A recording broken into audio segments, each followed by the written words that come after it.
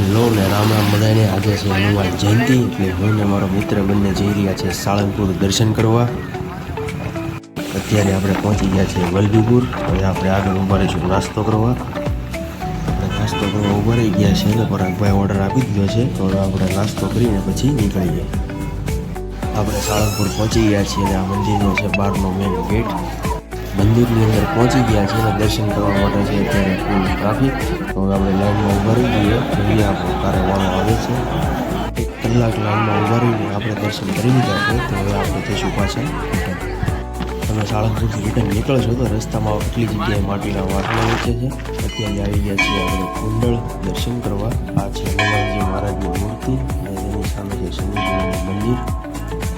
કુંડળમાં શંકર ભગવાનનું મંદિર છે, જ્યાં મેન શિવલિંગની ફરતે 101 નાની શિવલિંગ આવેલી છે.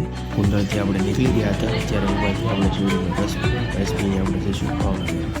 અત્યારે આપણે પહોંચી ગયા છીએ ભાવનગર, તો હવે આપણે જઈશું અહીંથી સીધા ઘરે. અત્યારે પહોંચી ગયા છીએ આપણે ઘરે, તો આપણે નાહી